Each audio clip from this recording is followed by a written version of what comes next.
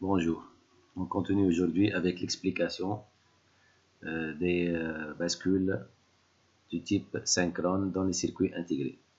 Donc on demande dans l'exercice numéro 6 du série numéro 7 d'identifier ce circuit 74111.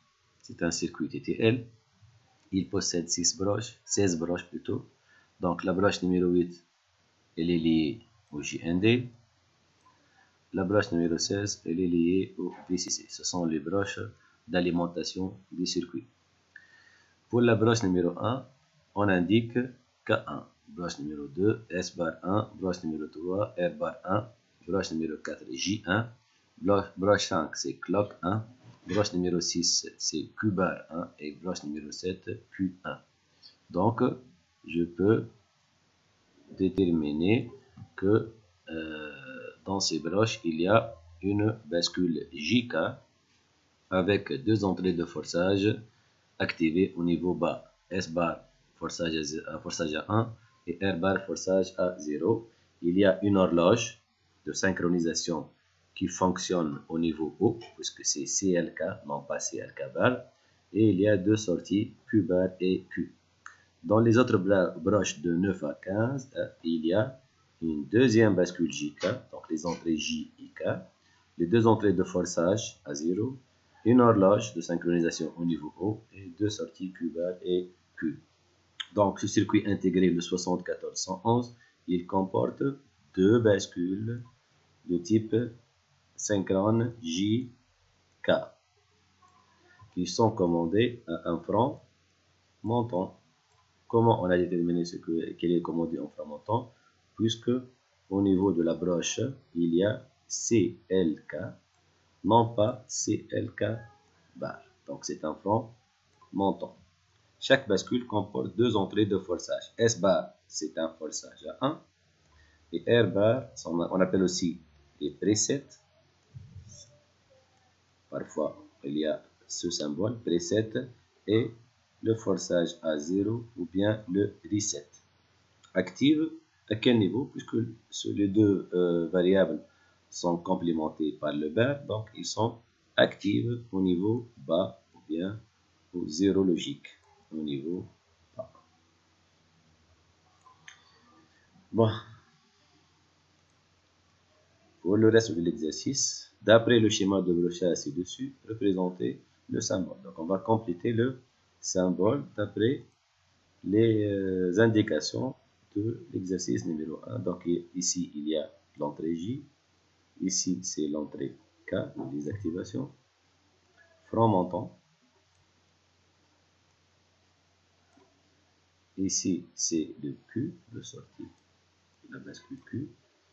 Ici, c'est le sortie complémentaire Q bar.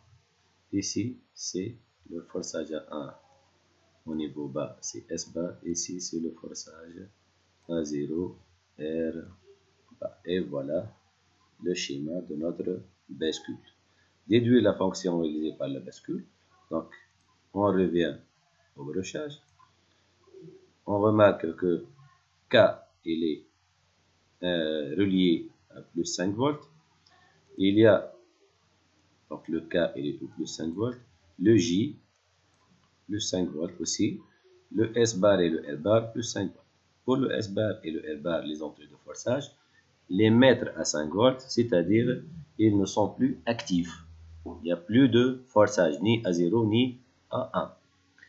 Pour le K et le J, tous les deux à 1, ça donne l'effet de basculement. Et ça donne aussi l'équivalence à une bascule de type T. Bascule. Donc la fonction réalisée, c'est une bascule T. Timing. Comment on a déterminé ça? Puisque J est égal à K est égal à 1.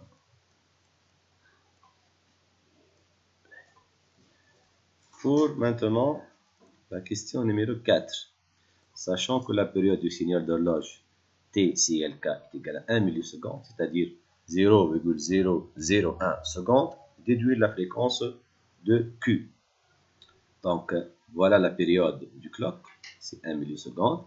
Et en connaissant, sachant que la fréquence c'est 1 sur t, donc la valeur de la fréquence du clock c'est 1.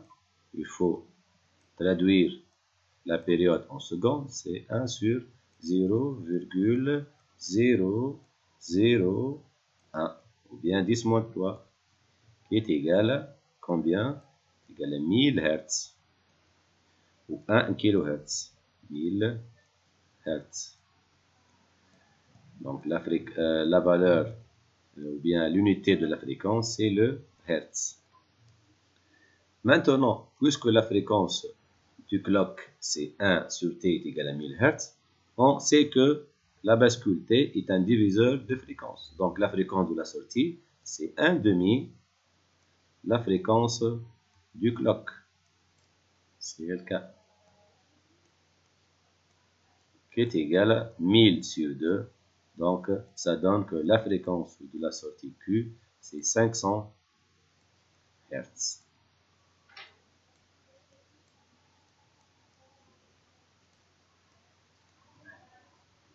On continue avec le chronogramme.